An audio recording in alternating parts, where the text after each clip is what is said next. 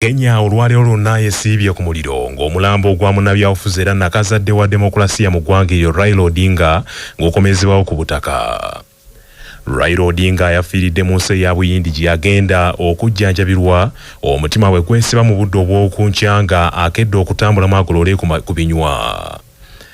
Omulambo gwe baguleetedde mu nnyonyi ya Kenya Airways era ebadde ekubyeko abakungu ab'amaanyi mu gavumenti y'e Kenya ne ku ludda oluvuganya gavumenti abaddukidde omulambo gwe. Ku kisaawe ky'ennyonyi ekya Jomo Kenyatta International Stadium ekya Jomo Kenyatta International Airport, ekisaawe ekisingayo bunene mu ggwanga eryo, gavumenti waliriziddwa n'okuyimiriza embuuka z'ennyonyi n'eggala obwengula olwa nnamungi w'omuntu abooze ku kisaawe ne batuuka mu kifo awatatuukibwa babigere. Okuva ku kisaawe ekyo okwolekera ekisaawe kya Moi International Sports Center nakwo kubadde kukanira emitwalo n'emitwalo egy'abawagizi ba Odinga agizibye enguudo ne bawerekera namunkango omubadde omulambo gw'Odinga olugendo lwa kilomita 10. Ku kisaawe kya Moi International Sports Center wabaddewo ensiitaano wakati wa poliisi n'abantu ba bulijjo, ng'abantu ba bulijjo bawakanya eky'okuyingiza omulambo munda mu kisaawe okutuusa ab'ebyokwerinda lwe bapondoose ne bakkiriza abantu bagukubeko eriiso evvannyuma wabweru w'ekisaawe. Kyokka mu kavuvuŋŋaano akabaddewo, poliisi ekubye omukka ogubalagala mu bantu ababadde basuukidde, amasasi nago ne geesooza nga poliisi erwanagana n'abantu, era waliwo amawulire agategeezezza nti abantu bana amasasi gabase. Abamu ku beetabye mu kukuba eriiso evvannyuma ku mugenzi Raila Odinga kwe kuli ne Pulezidenti wa Kenya Dr. William Samoei Arap Ruto. Abawagizi ba Ruto wonna, abawagizi ba Odinga wonna mu Kenya abasibye bakutte amatabi g'emiti mu ngalo zaabwe ng'akabonero ak'okukungubaga mu buwangwa bw'Abaluwo nga boogera kimu nti basigadde nga nfuuzi. Gavumenti ya Kenya yalangiridde okukungubaga kwa nnaku 7 wonna mu ggwanga eryo, wabula ye Odinga waakuziikibwa ku Sande eno mu ssaza Siaya mu kifo we baaziika nnyina nga bwe yalaama. Waliwo ne bannakenya ababadde baddukidde mu kkooti okuwakanya ekyokwangu okuziika Odinga, wabula kkooti omusango gwabwe gugobeddewo. Kyaddaaki abasomesa abeegattya mu kibiina ekitaba abasomesa mu Uganda ekya Uganda National Teachers Union UNATU bapondoose ne bayimiriza akeediimo kaabwe akabadde kamaze kumpi omwezi mulamba. Akeediimo kano kayimiriziddwa mu kusika omuguwa okw'amaanyi ng'abamu ku basomesa abadde baagala nti gavumenti esooka ebongeza omusaala gwabwe nga bwe yali yabasuubiza. Bano okutandika akeediimo kaabwe omwezi oguwedde ng'olusoma luno lwakatandika baali baagala okwemulugunya olwa gavumenti okusosola mu basomesa b'eggwanga lino bwe yayongezaako bannaabwe aba saayansi n'ereka aba arts nga bakyali ku musaala gwe gumu ate omutono kye baagamba nti sikyabwenkanya n'akamu. Abasomesa bano bazze nga basinkana ebitongole bya gavumenti ebyenjawulo ku nsonga eyo, era muno mwalimu n'omukubiriza olukiiko lw'eggwanga olukulu Anita Among eyabasisinkana sabbiiti ewedde n'abasuubiza nti agenda kuyita paalamenti naddala obukiiko bwayo biri okuli ak'ebyenjigiriza n'ak'ensonga z'abakozi ba gavumenti okumalawo okwemulugunya kuno. Mu lukuŋŋaana lwa bannamawulire batuuzizza ku kitebe ky'abasomesa mu Kampala akawungeezi ka leero, ssaabawandiisi wa UNATU Philbert Bates Baguma bano asoose kubasomera biwandiiko ebisaba abasomesa okuddayo mu bibiina byabwe okusomesa abayizi nga bwe bakola ku nsonga zaabwe. Onera abasomedde n'ekiwandiiko ekiraga nti sipiika wa paalamenti yayise obukiiko bwa paalamenti okutunula mu nsonga z'abasomesa abo mu bbanga lya sabbiiti 2. The letter that was written to the minister on 8th October 2025 to the Honorable Minister of Public Service was copied to me as confirmation that that message has gone. We also have knowledge that the committee chairpersons of the committees of education and sports, the letter was written to the chairperson. Theirs was written on the 14th of October, instructing them to look through our issue and report back within 14 days. We are all aware Parliament is now on recess. Wabula kino kitaanudde abasomesa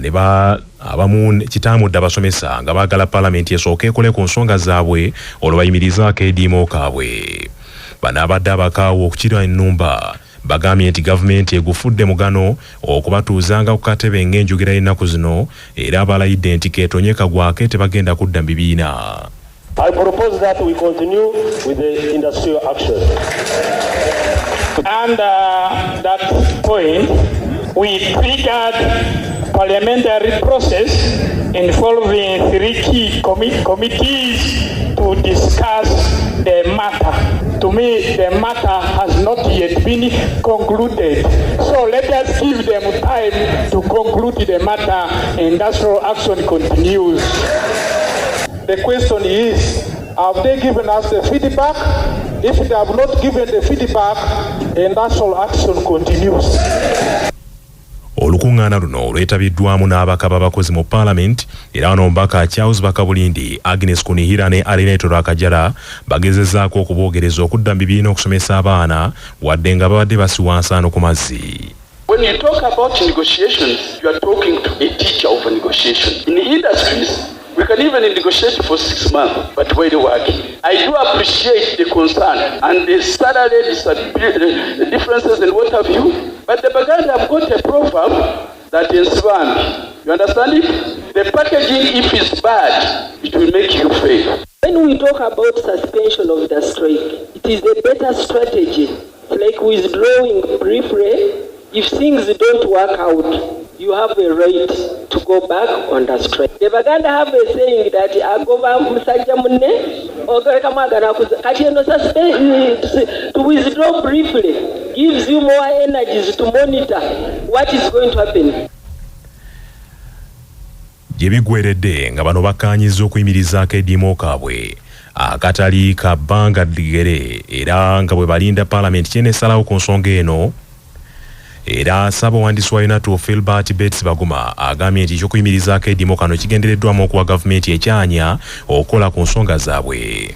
Spiika n'awandiikira abakulira obukiiko akatwala ebyenjigiriza n'ako akatwala public service ne local government n'abayita nti batuule bamuwe report mu weeks 2. Kati n'atusaba nti ebyo nga bigenda mu maaso naffe tulina okuyimiriza akeddiimo. Kati akeddiimo twasuspendinze okulinda process eya Parliament batuwe bye twagala bye twasaba government. N'olwekyo tuyimirizamu tulabe nti negotiations zigenda mu maaso. Omukulembeze w'eggwanga Yoweri Kaguta Museveni Tibwabulwa alagidde omuyambi we ow'ekyama Captain Barbara Barungi anoonye abantu bonna abagambibwa nti baweebwa ensimbi ezitawera mu nkola ya Parish Development Model mu disitulikiti ez'enjawulo abaazibawa bakwatibwe. Olwaliro President Museveni asinzidde mu kakuyegewe okunoonya akalulu akanamuzza ku ntebe y'obukulembeze bw'eggwanga mu kisanja ekyomusanvu abatuuze gye bamutegeerezza nti abamu ku bannaabwe abaafuna ku nsimbi za Parish Model baafuna za bitundu okwawukana ku ze balina okufuna. Museveni era abaddeko ku kisaawe ky'e Leju Sports Stadium mu disitulikiti y'e Terego ne ku kisaawe ky'essomero lya Gera Primary School mu disitulikiti y'e Yumbe gy'ategeereza abaayo nti akizudde ng'abamu mu kifo ky'okufuna akakadde akalamba buli muntu baweebwanga nsimbi ntonoko kwe kulagira Kapiteeni Barbara Barungi nti anoonye abantu abo abalina omukono mu kugaba ensimbi ezitawera bakwatibwe era bavunaanibwe. Museveni era ategeezezza nti bonna abanaazuulwa mu kubulankanya ensimbi eza Parish Model baakukolwako mangu ddala ng'okulonda kuwedde omwaka okujja. Not mix development with poverty. Has anybody been given less than 1 million? How many were given less than 1 million? Okay, I'm going to open a war against the thieves. But before we launch the attack, let us be clear. At the beginning, our people were sending money through the bank, and the bank was cutting some money for bank. When I heard that, I stopped it. The government will be the one to pay the bank charges. The borrower must get 1 million. But if they deducted more than 100,000, then those are thieves. We are going to go for them. Museveni azzeemu okujjukiza abantu b'omu West Nile okwongera okwenyigira mu mirimu egivaamu ensimbi kubanga enguudo ze baamusaba wadde nga za kukolebwa naye tezigenda kugoba bwavu mu maka. abakulembeze mu kitundu ekyo abakulembeddwa minisita ombeezi avunanyizibwa ku nkulaakulana y'ebitundu Mario Bigakania balomboza ebizibu ebibasoomooza omuli enguudo embi amasannyalaze n'ebirala. We would request funds permitting, and when the moratorium on the creation of new administrative units is lifted, give us a special consideration to create more administrative units in the form of sub-counties, in the form of parishes and villages in this district. Mu mbeera y'emu omukulembeze w'ekibiina kya National Unity Platform NUP Robert Kyagulanyi Ssentamu awanjagidde akakiiko k'ebyokulonda kakome ku b'ebyokwerinda abamuzibira enguudo ng'anoonya akalulu. Kyagulanyi Robert Ssentamu okwogera bino abakivudde ku kulemesebwa okuyita mu luguudo mu nguudo eziyita wakati mu kibuga Tororo ne bamuyisa mu buwunjuwunju okutuuka ajja ku by'olukuŋŋaana n'ategeeza nti akooye okumutambuzanga engendo empanvu ate nga byonna biringa ebyekkobaana okumulemesa okwogerako n'abantu be. Wabula ono asuubiza b'Ettororo nti nga akutte obuyinza agenda kuyitimusa ebyenfuna by'eggwanga lino singa banaamulonda ku bwa pulezidenti obwavufuuke lufumo ne mu kitundu eky'Ettororo. Abapoliisi balekerawo okuggalawo ekkubo kubanga nina right ng'omuntu omulala ekola campaign kati tusanze bagande b'ekkubo. None of you has ever seen a new president. Temulabangako president mulala. For 40 years you are becoming poor. For 40 years you are becoming poorer. I want to tell you, my brothers and sisters, that we know that and we are going to change that and we are going to flourish once again in our cotton production. Mu ngeri emu n'akotta ebendera y'ekibiina kya FDC ku bukulembeze bw'eggwanga, James Nathan Nandala Mafaabi asuubiza abantu b'e Busia nti waakukyusa enfaanana y'ekitundu kyabwe singa banaamulonda.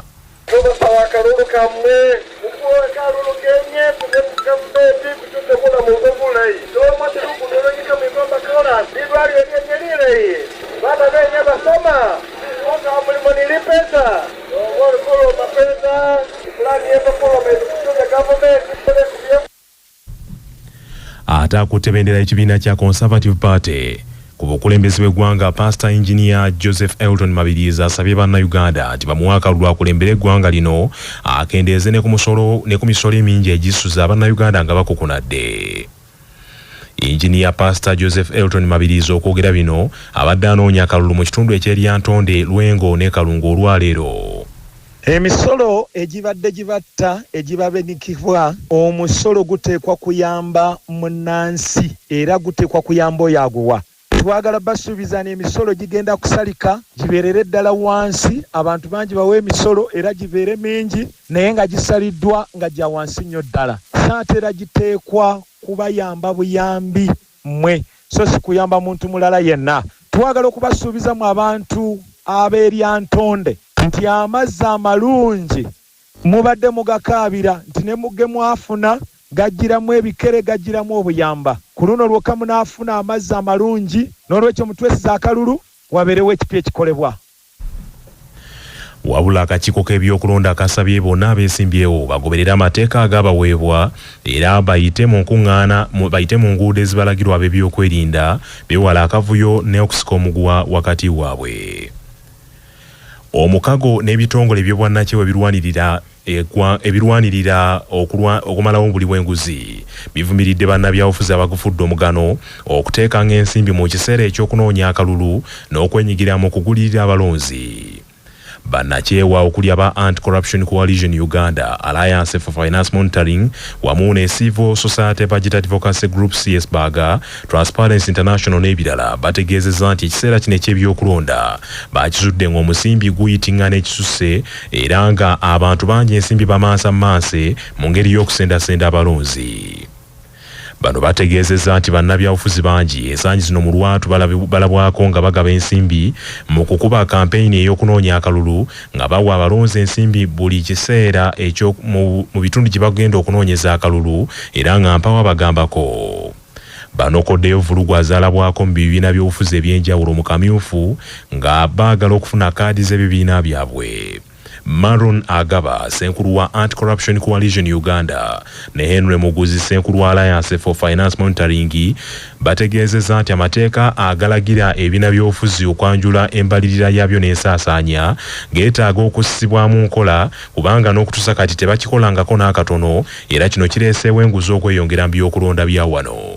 Tulabye nti ensimbi ezivudde mu nguzi zisobola okuyingira mu kalulu ne zikyusa ebyakalulu naye ate n'oyo yennyini abazitadde mu kalulu alina okubeera ng'akola ki ng'azijjamu z'ataddemu nosanga nti ekizibu kino kyennyini ate kireetera enguzi obubbi n'obulyake kweyongera. The Electoral Commission obuzibu bw'erina nti bwefuna ripooti zino oba ziyite returns tezanjula eri bannansi kuziraba ffe tulina obukakafu kubanga tusabye mu enfunda esukka mu 10 okufuna bwino nakwata ku biki political parties byeziwaddeyo nete tubifunanga. Bannakyewera bawanjagidde kalisoliso wa gavumenti omujja Aisha Naluze atandikire ku nsonga y'okukwata basaasanya ensimbi mu kalulu nga tattidde muntu yenna ku liiso. Mu ngeri emu Maron Agaba owa Anti-Corruption Coalition Uganda ne Kobusinje Grace owa Uganda Debt Network abalondoola amabanja ga Uganda bagambye nti embeera eno eyolekedde okukosaana ebyenfuna by'eggwanga.